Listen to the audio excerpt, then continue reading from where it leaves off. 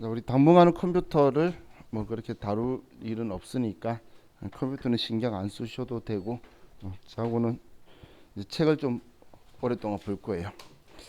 근데 우리 28페이지를 잠깐 보시면 28페이지에 제가 첫날에 28페이지 내용은 나중에 보면 무슨 말인지 이해가 하는데 그냥 바로 이야기하면 설명만 거창하고 뭐 별로 의미가 없는 내용이라 했던 내용들이에요. 뭐 기업이 뭐냐, 회계기간, 우리 회계기간 기억나시나요? 제가 1년을 초과하지 않는 범위에서 임의적으로 설정 가능하다라고 말했던 그 기간이 우리 회계기간을 이야기하는 거죠.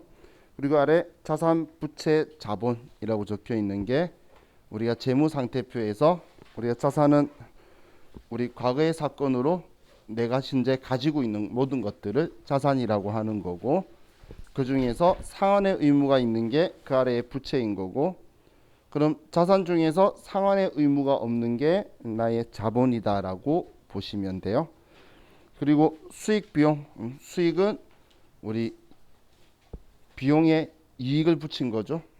그럼 수익은 우리가 흔히 매출액이 수익이다라고 생각하시면 되고, 그게 대응되는 원가들이 비용이기도 하고, 그냥 우리가 뭔가 돈 지출하면 우리 일상생활에서도 비용이라고 하죠. 그런 게 우리 회계에서도 비용이다라고 보시면 돼요. 그럼 손익이라고 적혀 있는 거는 뭐 뒤에 거창하게 막 적혀 있는데 그냥 이렇게 생각하시면 돼요. 손익은 이익과 손실을 섞어서 표현한 거예요. 그래서 수익에서 비용을 빼는데 수익이 크면 이익이 남는 거고 비용이 크면 손실이 되는 거예요. 그건 단순한 이야기죠. 그래서 그게 우리 손익이다 이렇게 생각하시면 되고, 그 아래 계정 과목이라고 적혀 있는 거는 좌우와 같이 우리 당분간 계속 이 계정 과목이 뭔지 어떨 때 사용하는 건지를 오랫동안 공부를 할 거예요. 근데 계정 과목이라는 글자는 우리 앞 시간에 컴퓨터를 하면서 우리가 썼던 거 있죠. 뭐 현금이다, 보통 예금이다. 걔네들이 계정 과목이에요. 그럼 저와 같이 공부하려고 하는 건 어떨 때 그 계정 과목을 사용하고 그걸 왼쪽에 쓸지 오른쪽에 쓸지, 그리고 그 금액을 얼마를 써야 될지를 자고 공부하려고 하는 거예요. 그럼 이제 오른쪽에 29페이지에 1번, 2번은 필요 없고 우리 했던 거니까, 자 3번 회계상의 거래라고 적혀 있죠. 자, 우리 회계상의 거래하고 일상생활의 거래는 거의 일치해요. 거의 일치한데 일부 일치하지 않는 부분도 있다라는 거예요. 자, 예를 들어서 우리 회사 직원이 거래처에 우리 회사가 만든 물건을 1억 원치 팔기로 했어요. 그리고 계약서까지 쓰고 공증까지 받고 왔어요. 그렇다면 우리는 그 계약을 우리 일상생활에서는 거래를 했다라고 표현을 하죠. 그죠? 근데 회계상 입장에서 봤을 때 계약서를 직원이 써서 왔어요. 회계 담당자인 내가 뭔가 할 수 있는 일이 있나요? 우리가 정말 찾아보도 보면 할 수 있는 일은 축하한다고 박수 쳐주는 것밖에 없어요. 그거 말고는 우리가 장부에 계약서 쓰고 왔다고 얼마 팔기로 했다고 이런 건 쓰는 게 아니겠죠. 그러면 그건 회계상의 거래는 아니라는 거예요. 자, 근데 또 반대로 생각을 해보면, 자, 우리 창고에 그 물건이 있었는데 1,000만 원치 정도 있었다고 볼게요. 근데 홍수가 나서 떠내려갔어요. 그걸 우리 일상생활에서 거래라고 표현하나요? 우리는 홍수 나서 떠내려가면 재해라고 표현을 하죠. 그런데 우리 회계 담당자의 입장에서는 내 장부에 적혀 있던 이 자산이 없어진 거를 장부에 써줘야 돼요. 그렇다면 그거는 회계상에는 거래가 된다라는 거예요. 혹은 우리 공장 건물이 있는데 우리 회사에 공장 건물이 불타서 없어진 거예요. 그걸 우리 일상생활에서 거래가 발생했다라고 말하면 욕들어 먹겠죠. 그런데 회계상에서는 우리 회사에 건물이 있었는데 재산이었는데 그 재산이 없어졌기 때문에 회계상의 거래로 인식을 해서 장부에 써줄 거라는 거예요. 그래서 일반적으로는 서로 똑같은 상황인 건데, 그런데 방금처럼 몇 가지 부분에 대해서는 차이가 있고, 그걸 간단하게 생각하시면 어렵게 생각할 필요 없어요. 우리 회계 담당자인 내가 장부에 기록할 일이 생기면 회계상의 거래고, 장부에 기록할 일이 없으면 그건 회계상의 거래가 아닌 거예요. 이 앞에 1억 원치 직원이 물건 팔기로 계약하고 왔어요. 그건 회계상의 거래가 아닌데 1억 원치 팔기로 하고 10,000원을 받아왔어요. 그러면 그 10,000원은 회계상의 거래라는 거예요. 그게 우리 회계상의 거래라고 보시면 돼요. 자, 그럼 이런 형식으로 회계상의 거래를 이제 우리가 인식을 하고, 자, 이제 다음 페이지 30페이지에 가셔서 이제 이 거래를 어떻게 쓰느냐라는 걸 보는데, 일단 거래 책에 있는 내용 말고, 자, 우리가 먼저 북이라는 것을 보도록 할게요. 자, 북이라는 거는 장부에 기록하는 방식이, 기록하는 거를 북이라고 한다라고 했죠. 자, 그럼 이 북이는 단식 북이가 있고, 그리고 복식 북이가 있어요. 자, 우리 여기 계신 대다수 분들은 단식 북이는 한 번 정도는 다들 해보셨을 거예요. 자, 이 단식 북이가 어떤 거냐면, 내가 예를 들어 1월 1일 날 용돈을 받았어요.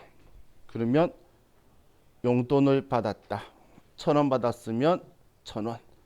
뭐 이런 식으로 쓰는, 어릴 때 용돈 기입장 같은 거 학교에서 시켜서 한 번 정도씩 써보죠. 근데 똑똑한 애들은 이걸 쓸 때 입금, 출금, 잔액 이렇게 쓰는 애가 제 어릴 때 기억엔 우리 반에 제일 똑똑한 애였어요. 그죠? 그랬다가 뭐 1월 5일 날 과자 사 먹으면 과자다. 500원, 뭐 잔액은 500원. 이런 형식으로 쓰는 게, 자, 우리 단식북이라고 하는 거예요. 근데 혹시 여기 계신 분 중에 어릴 때에 이런 용돈 기입장 쓰던 걸 지금 현재까지도 쓰고 계신 분 있으실까요? 일기는 가능성이 어쩌다 한 번 있을 수 있지만, 저도 지금까지 단 한 번도 어릴 때 쓰던 용돈 기입장을 지금까지 쓰고 계신 분은 단 한 번도 못 봤어요. 자, 그럼 그 이유가 뭘까요? 나쁜 건 아니잖아.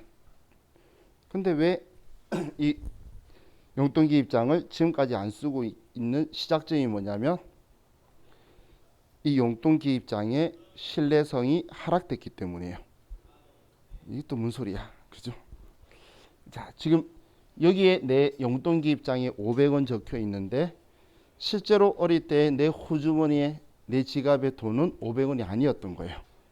누구한테 돈 받은 걸 일일이 다 안 쓰고 썼던 돈을 일일이 다 적지를 않다 보니까 여기에 적혀 있는 금액하고 내가 실제로 가지고 있는 금액하고 일치한 게 정확하게 계속 일치가 하지 않다 보니까 이 용돈 기입장에 대한 신뢰성이 하락이 되어서 이거에 대한 중요도를 여러분들이 못 느끼게 된 거예요. 그러다 보니까 뭐 안 쓸 수 있으면 그냥 안 쓰는 걸로 끝나버리는 게 이 단식북이의 치명적인 단점이에요. 그래서 이 단식북이는 우리가 일반적인 영리법인에서는 사용할 수가 없고 비영리법인에서만 사용을 할 수 있어서 이 단식북이를 다른 말로 비영리북이라고도 표현을 해요. 비영리북이라고. 근데 얘는 비영리북이라고도 하지만 비영리단체에서도 단식북이를 쓰면 안 되는 그런 단체들도 있어요. 예를 들면 학교는 영리단체가 아니죠. 비영리단체죠. 그렇지만 거기는 단식북이를 쓰면 안 돼요. 그럼 이제 오른쪽에 있는 복식북이가 영리단체에서 쓰는 영리북이라고 이제 하는 건데, 이 복식북이라는 건 얘는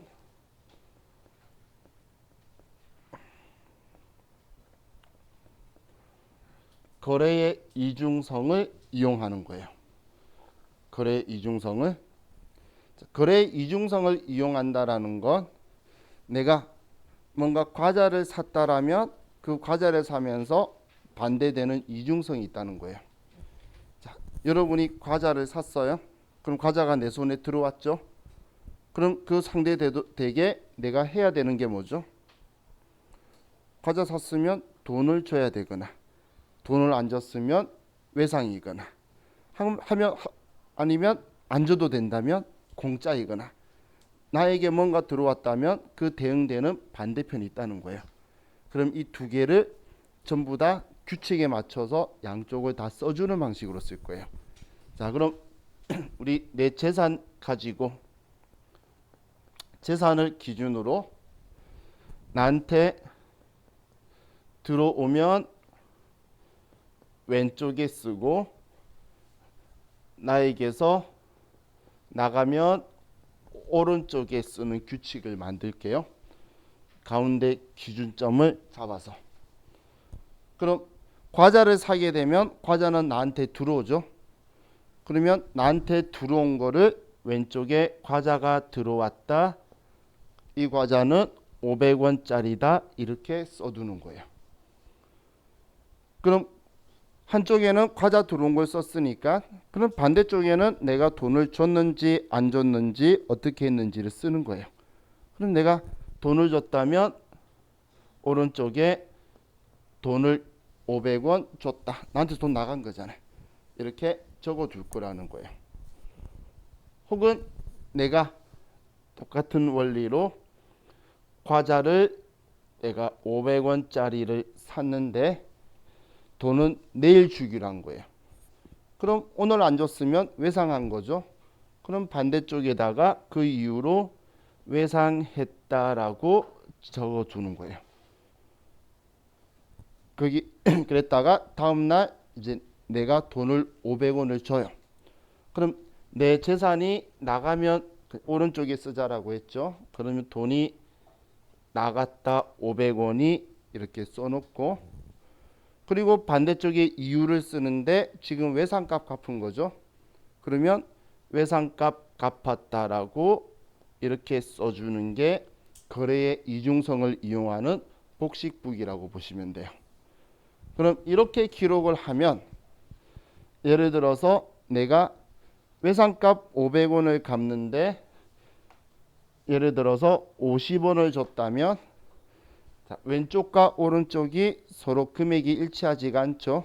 그러면 이제 오류가 발생을 해서 우리가 바로 검증을 할 수 있다는 거예요. 그리고 내가 뭔가 돈이 나갔다면 그에 상응되는 그 이유까지도 기록을 해주니까 우리가 장부에 써뒀을 때에 다른 외부용자든 그리고 심지어 우리가 내 자신이 어떻게 이 돈이 오갔는지까지도 내가 인지를 할 수 있다는 거예요. 그래서 우리는 이 복식부기에 의해서 장부에 기록을 할 거고 이 복식부기를 우리가 이야기할 때 분계라고 표현하는 거예요. 우리가 분계라고 하는 게 이 복식부기에 의해서 이제 장부에 기록하는 거고 이 복식부기의 원리의 시작이 거래의 이중성이에요. 여러분이 뭔가가 물건이 생겼으면 거기에 향응되는 뭔가를 반대편에 일어난다는 거예요. 아버지가 선물을 했어. 친구가 나한테 선물을 했어. 아니면 카드로 긁었어. 나중에 돈 갚아야 돼. 뭔가가 내가 물건을 샀으면 그에 향응되는 반대편이 있겠죠. 그걸 계속 써줄 거예요. 그럼 설마 장부에 과자다라고 쓰고 돈이라다라고 쓰고 이런 글자는 안 쓰겠죠. 그럼 이제 이 자리에 우리가 앞 시간에 컴퓨터를 가지고 우리가 구경했던 계정 과목이라는 애들로 얘네들을 채울 거예요. 얘네들 채우면서 이제 분계라는 걸 같이 할 거예요. 자, 그럼 분계를 시작하기 전에 이제 우리 자산, 부채, 자본의 자기들의 자리를 보게 되면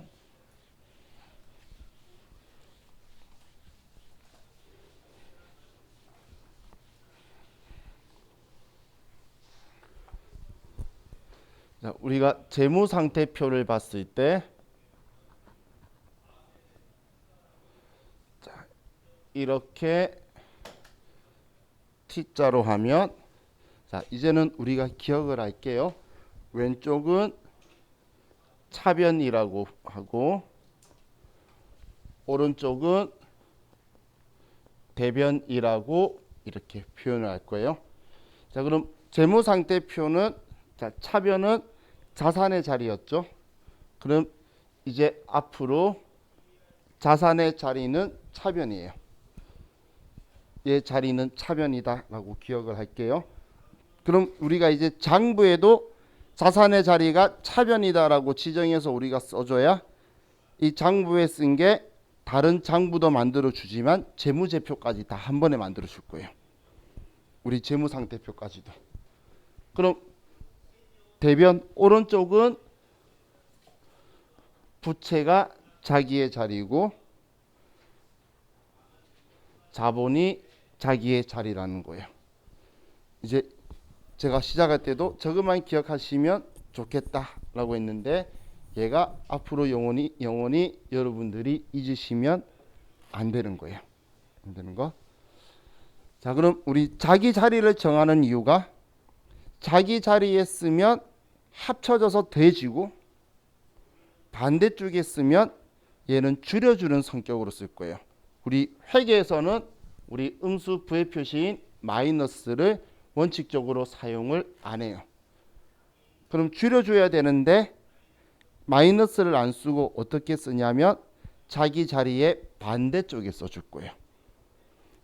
자산을 줄이고 싶으면 자산을 자기 자리가 아닌 쪽 반대쪽에 쓰고 빚을 줄이고 싶으면 빚을 반대쪽에 써주면 줄어든다는 거예요. 그럼 자기 자리에 쓰면 합쳐져서 더해질 거예요. 내가 지금 쪽 차변이 내 돈이에요. 그럼 나한테 들어오는 걸 다 왼쪽에 쓰는 거야. 그러면 나한테 들어온 돈은 다 같이 합쳐서 쌓여질 거라는 거예요. 그런데 내가 돈을 써서 내보내면 내 돈은 줄어들게 되겠죠.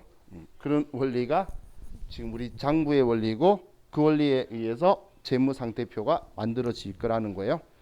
그럼 자산의 자리가 차변이니까 왼쪽에 우리가 자산에 대해서 쓰게 되면 여기는 자산이 증가하게 되고 자, 그리고 반대쪽에 쓰면 줄어든다라고 했죠.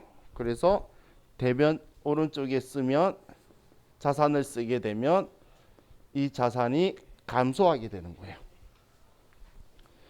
그리고 부채가 자리가 대변이니까 대변에 부채를 쓰게 되면 증가하게 되고 그럼 우리가 부채가 감소하게 되면 빚 갚으면 얘는 반대쪽에 써서 부채가 감소하게 될 거예요. 또 자본도 자기 자리에 쓰면 증가하게 되고 자기 자리 반대에 쓰면 자본도 감소하게 돼요. 자, 그럼 재무상태표는 이제 자기 자리 쪽에 쓰면 증가를 하고 반대쪽에 쓰면 감소하게 되는데 자, 그럼 손익계산서에 대해서 보면 드디어 잡았다. 자, 우리 손익계산서 썼던 거 기억나시나요?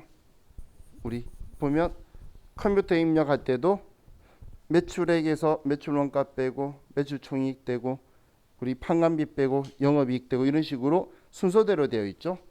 그렇게 되어 있어 가지고는 우리가 장부에 기록하고 통제하는 데에 지장이 많다는 거예요. 그럼 우리 장부의 입장에서는 먼저 기준점이 얘 수익이다 비용이다가 중요하겠죠. 얘가 영업 수익이다 뭐 영업의 수익이다 영업 비용이다 이거는 나중에 분류상 나눌 때 필요한 거지. 일단 얘가 수익인지 비용인지 이 구분만 정확하게 하면 된다는 거예요.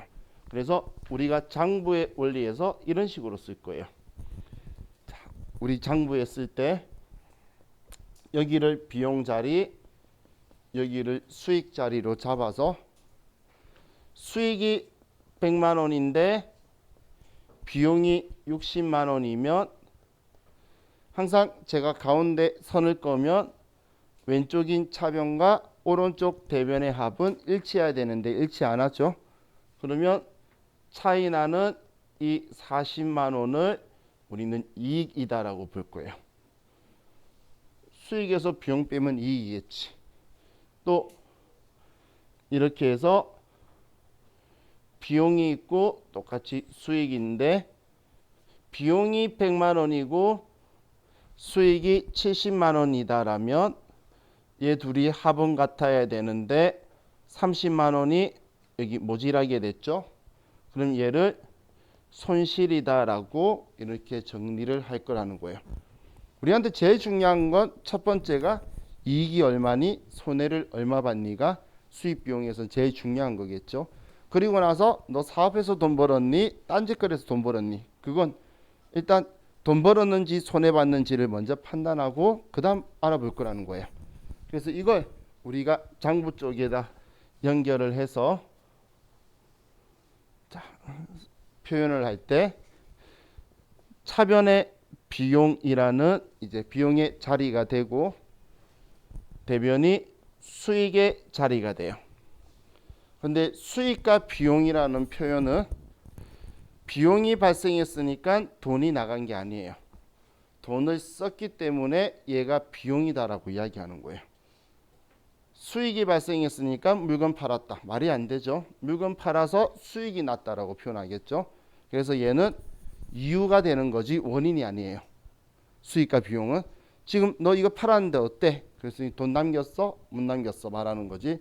돈 남겼어? 물건 팔았니? 말 순수 그렇게 하면 안 된다라는 이야기예요.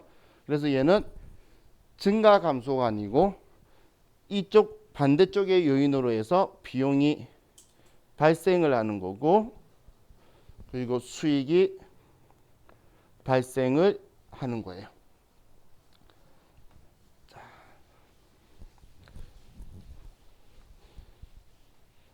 그럼 이거 가지고 우측에서 다시 분계라는 걸 다시 해볼게요.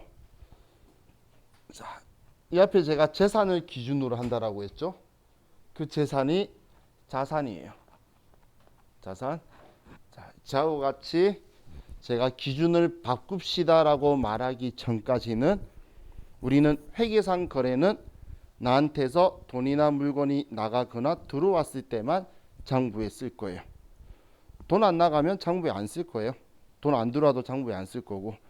그렇기 때문에 돈 나가고 들어올 때 쓸 거니까 혹은 돈은 안 나갔는데 물건이라도 받았으면 물건 받았을 때 받았다고 쓸 거예요. 그럼 내 재산이 자산이 움직이는 거에 따라서 기준을 잡을 거고 저기에 적은 것처럼 얘 자산을 기준으로 하니까 나한테 들어오면 왼쪽 나가면 오른쪽에 쓸 거예요. 그 이유는 저 자산의 증가와 자산의 감소 때문이다라고 보시면 돼요. 그럼 내가 과자를 샀어요. 그럼 재산적 가치가 있는 과자가 나한테 들어오겠죠. 그럼 이 과자가 500원이 되면 이거에 상응하는 제가 돈을 준다면 내 재산인 돈이 500원 나가게 되겠죠. 이 앞에 썼던 분계죠. 그럼 이렇게 쓰게 되면 자산이 증가하니까 자산이 감소한다라는 이런 형태의 연결성이 생기게 돼요. 그럼 이번에는 내가 과자 500원치를 샀는데 내일 갚겠습니다라고 하고 외상을 했어요. 그럼 500원치 외상을 했다라고 이렇게 장부에 기록하면 과자는 나한테 들어왔고 빚이 늘어났죠. 500원 갚아야 되니까. 그러니까 얘가 늘어나니까 빚도 늘어나게 이렇게 연결이 된다는 거예요. 그리고 내가 빚을 갚아요.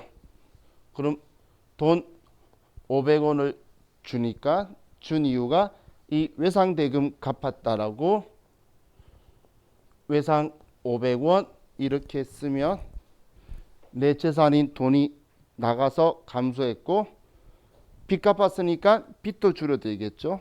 그래서 자산이 감소하고 부채가 감소하는 이런 식으로 발생한다는 거예요.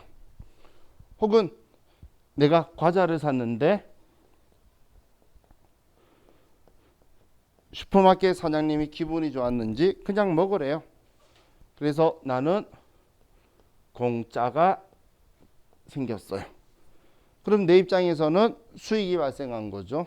그래서 자산이 들어왔는데 돈 갚거나 아니면 외상한 게 아닌데 냈게 되면 얘가 이렇게 연결이 된다는 거예요. 또 기분 좋아서 내가 막 뛰어오는데 500원을 잃어버렸어요. 그럼 나한테서 돈 500원이 없어지게 되겠죠. 내한테서 나가면 계속 오른쪽 대면에 쓰고 들어오면 차면에 쓰는 거예요. 그럼 차면에는 나는 돈 분실했으니까 분실했다. 내가 손해본 거죠. 손해본 돈도 비용이죠. 그럼 내 자산이 감소하면 비용이 발생한다는 거예요. 그럼 지금 제가 자본을 뺀 이유는 자본은 좀 특이한 애예요. 그래서 꼭 정확한 규칙은 아니지만 이렇게 서로 연결이 다 얽히고 설키게 되는데 이걸 뭐라고 하냐면 거래의 8요소라고 하는 거예요. 거래의 8요소. 그래서 거래의 8요소라는 게 지금 우리 교재의 30페이지의 양가로 2번에 있는 이제 그림을 가지고 제가 설명을 한 건데 제일 아래에 비용의 그 왼쪽 차변 쪽에 수익의 소멸하고 비용의 소멸은 줄 꺼버리고 없애버리세요. 이상한 표현 써서 여러분들이 혼돈만 가는 거니까 지금 제가 지워버리라고 한 건 거래 요소의 차변 쪽에 수익의 소멸해서 매출 애누리와 한입 적혀 있는 거 있죠. 줄 꺼서 없애버리고 대변 오른쪽에 제일 아래 비용의 소멸해서 매입 애누리와 환출 매입 할인도 없애버리세요. 걔는 영원히 몰라도 되고 여러분들이 회계에 관련해서 세무에 관련해서 대단하신 분이 되시더라도 이건 몰라도 돼요. 그리고 여러분이 어느 정도 알면 이거 쓴 걸 보고 욕을 하실 거예요. 그러니까 우리 이것만 기억하시면 되고 기억도 지금 인지만 하시는 거지 거래의 8요소지 이건 외우는 거 아니에요. 자, 지금 제가 여기에 적을 때에 이걸 토대로 썼나요? 이거 생각 안 하고 써놓고 보니까 여기가 맞았잖아요. 해놓고 보니까 여기가 맞았죠. 거래의 8요소에 생각하면서 분개를 하는 게 아니에요. 거래의 8요소를 생각해서 분개하는 건 고등학교 1학년. 여러분들을 무시하는 말은 아니지만 여러분은 고등학교 1학년만큼 스폰지처럼 뭔가를 쭉쭉 흡수할 수 있는 데를 지금 이제 이미 지나갔어요. 이제 내가 그때 내하고 틀리기 때문에 고등학교 1학년들은 뭘 가르쳐주면 이해를 못해요. 근데 정말 놀라운 건 뭐냐면 그래서 제가 100개를 알려주면 100개를 외워서 오는 놀라운 기능이 있어요. 이해는 못하지만 그냥 받아들인다는 거예요. 우리는 내가 외워야지 해놓고선 안 외워지니까 외우는 습관으로 점점 바뀌어가요. 이게 이해하는 습관으로 우리 바뀌어가죠. 이해하니까 내가 뭐 알게 되더라. 그건 이미 못 외운다는 말의 다른 표현이에요. 그게 그렇기 때문에 우리는 이거 기준으로 하는 게 아니고 이 기준으로 하는데 첫 번째 중심 잡는 게 자산이에요. 자산을 가지고 자산이 들어오면 차변 왼쪽, 자산이 나가면 대변 오른쪽 그렇게 써놓고 반대쪽에 좌우 같이 공부하는 계정 과목으로 이유를 쓰면 돼요. 그 이유 쓰면 그냥 자연스럽게 얘가 다 맞아요. 얘가 안 맞을 수가 없기 때문에 정말 시험 때 만약에 시간이 남으면 내가 문제 다 풀어놓고 답까지 다 적어놓고 심심하면 얘는 자산 증가네 자산 감소네 해보면 다 맞을 거예요. 이상하게 얘들이 따라다니면서 맞는 것처럼 우리 맞춰 올 거니까 얘는 그냥 만약에 이론상 물어보면 이제 우리 이거 기억하자라고 했죠. 자산의 자리, 부채의 자리, 자본의 자리. 너무 오랫동안 이야기하니까 이제는 지겨워서 알겠죠. 그럼 자기 자리에 쓰면 증가고 반대 쓰면 감소다 이렇게 생각하시면 돼요.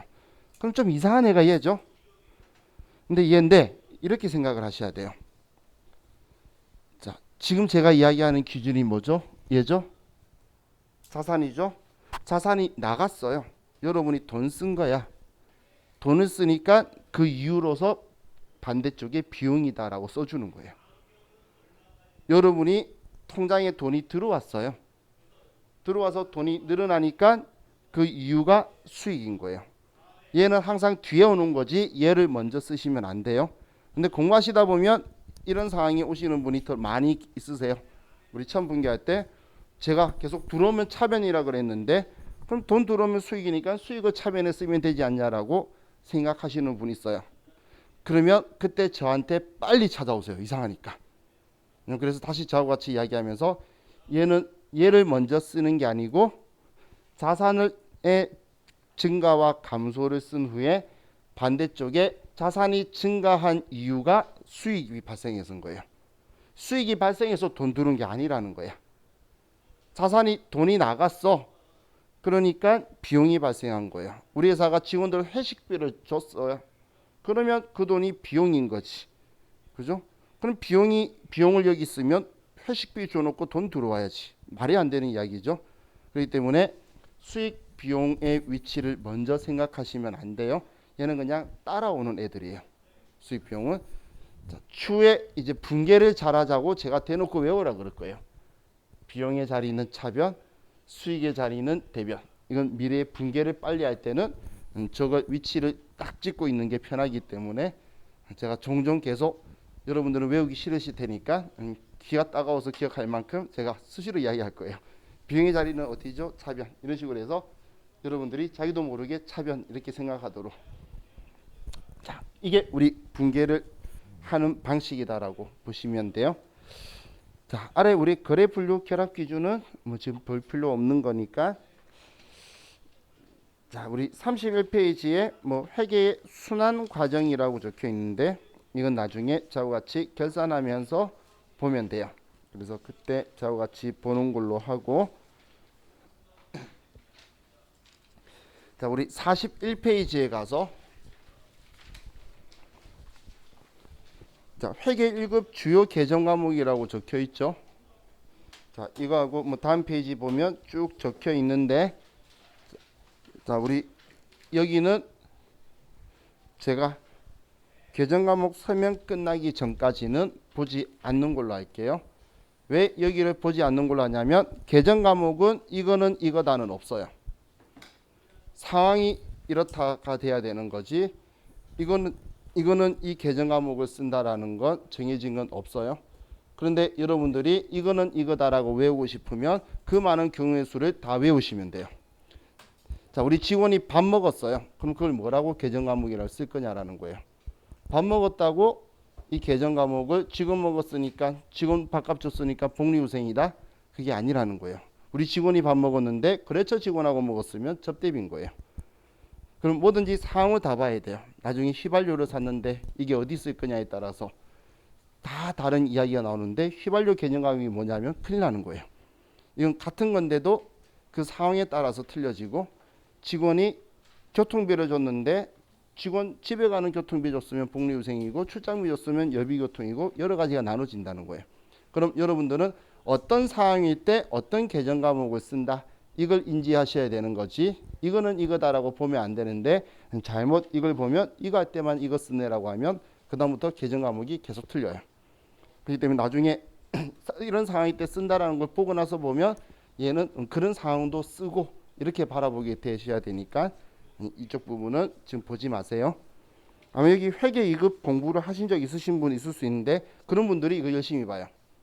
그럼 나중에 이제 분개할 때 개정 과목 선택이 많이 틀려요. 그래서 우리는 성인이니까 장점이 뭐냐면 문제 전체를 읽고 상황 파악을 잘할 수 있어요. 그렇기 때문에 상황 파악을 해서 이 상황일 때 이 개정 과목이다 이렇게 생각하셔야 돼요. 자, 그럼 이제 저와 같이 53페이지로 가서 이제 본격적으로 이 과자, 돈, 외상 이 얘네들 위치에 쓸 개정 과목들을 이제 하나씩 보도록 합시다.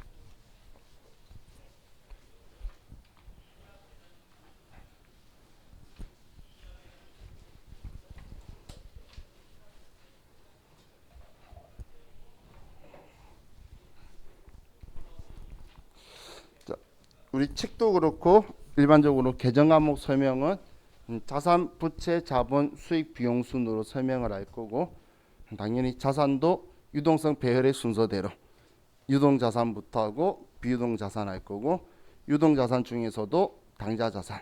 그래서 이제 지금 먼저 설명할 거는 우리 당좌자산 중에 우리 회계 개정 과목 중에 가장 빠른 현금화가 빠른 우리는 현금이라는 개정 과목을 보도록 할게요. 자, 이 일상생활에서도 우리가 현금이라는 표현을 쓰죠. 그런데 회계에서도 계정 과목으로 현금이라는 표현을 쓰는데, 자, 우리가 일상생활에서 현금이라고 표현하시는 것들은 통화예요. 통화라는 건 지금 우리 대한민국은 한국은행 발행 주화나 지폐를 통화라고 하죠. 그죠? 한국은행이 발행한 주화나 지폐를 우리가 통화라고 하고, 그럼 이 한국은행이 발행한 주화나 지폐를 주고받으면 우리도 장부에다가 현금이라고 쓸 거라는 거예요. 그래서 우리가 우리 주화나 지폐를 주면 우리가 분괴라는 걸 할 때 우리가 동전을 지급하다, 그럼 줬다는 거죠. 그러면 이제 분괴할 때 제가 가운데 선을 걸 거예요. 왼쪽엔 차변 내용, 오른쪽엔 대변. 그럼 지급했다라고 하면 대변에 현금 얼마 얼마다 이렇게 쓸 거라는 거예요. 그리고 우리가 동전이나 지폐를 수취하다라고 하면 나는 차변 왼쪽에 현금이다 이렇게 쓸 거라는 거예요. 제가 들어오면 차변 왼쪽에 쓸 거고 나가면 오른쪽 대변에 쓸 거라 그랬죠. 근데 그때 현금이나 동전이나 지폐를 주고받으면 차변에, 줬으면 대변에 이렇게 현금이라고 쓸 거라는 거예요. 그럼 얘네들 주고받았을 때도 현금이라고 쓸 건데, 자, 우리는 통화 대용 증권이라는 게 있어요.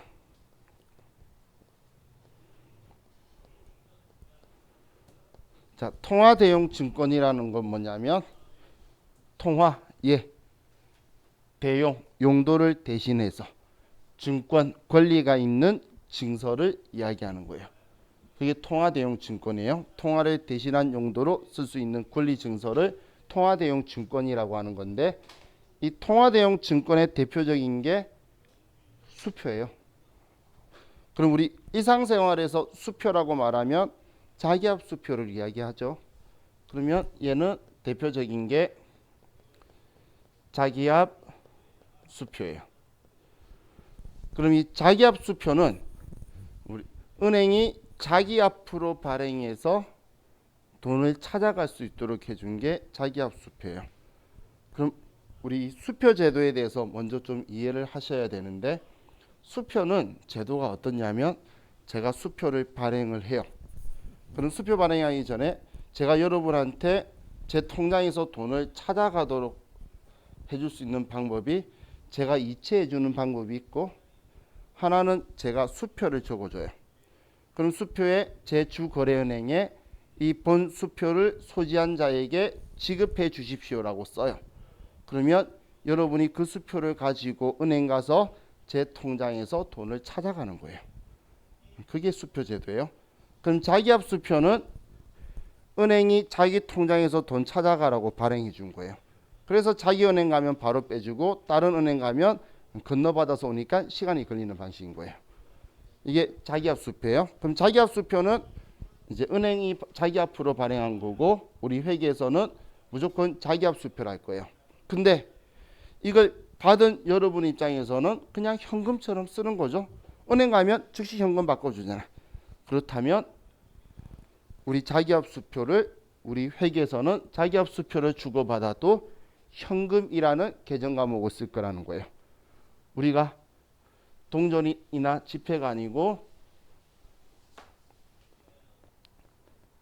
자기압 수표를 지급하다 이렇게 적혀 있어도 대변에 현금 얼마 얼마다 이렇게 쓸 거라는 거예요. 그럼 수표 이런 것들이 지금 즉시 내가 현금할 수 있으니까, 그럼 제가 여러분한테 수표를 발행해도 여러분 입장에서는 자기압 수표든 제가 발행한 수표든 은행 가면 은행 통장에서 돈 빼가든 제 회사의 통장에서 돈 빼가든 똑같은 입장이죠. 그래서 여러분들은 다른 사람이 타인이 발행한 수표는 전부 다 현금이라는 개념 과목을 쓸 거라는 거예요. 타행이라는 표현 죄송해요. 타행이 아니라 타사. 우리는 기업이죠. 우리가 은행이야 타행이라 그러지. 그래서 다른 회사가 발행한 수표에 대해서는 전부 다 우리는 현금이라는 계정 과목을 쓸 거예요. 자기업 수표랑 우리는 차이가 없어요. 자, 그럼 우리 교재에 보면 지금 통화대용 증권에 뭐 국고 수표, 국고 지급 통지서, 뭐 자기업 수표, 타인 발행 수표, 가계 수표, 송금 수표, 우편한 증서, 우리 뭐 잘 모르는 글자도 적혀 있고 알겠는 글자도 적혀 있죠. 그럼 왜 이렇게 많이 적혀 있냐면 좀 옛날에 쓰던 것들이 있어요. 우편한 증서 이런 거는 여러분들 태어나시기 전에 쓰던 것들도 있고 뭐 당연히 태어났을 때도 있고 제가 90년대 중반에 그 신체 검사를 받았어요. 초중반에. 그때 우편한 증서를 받았었어요. 1,200원. 수표처럼 생겼어요. 근데 저도 그 이후로 한 번도 본 적이 없어요. 그럼 볼 일이 없겠죠. 그런 것들인데 얘네들 다 공통점이 뭐냐면 은행 가면 바로 현금으로 바꿔준다는 거예요.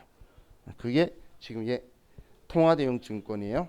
그럼 여러분들은 그냥 우리 일상생활용으로 지금 즉시 현금할 수 있다면 얘는 현금이라는 계정 과목으로 들어왔으면 차변의 현금, 나갔으면 대변의 현금이라고 쓰는구나. 그렇게 생각하시면 돼요. 자, 이게 우리 현금이라는 계정 과목이에요. 자, 우리 교재에 53페이지 아래에 별 표시 적혀 있는 거는 지금 보실 필요 없어요. 나중에 뒤쪽에서 같이 언급할 거니까.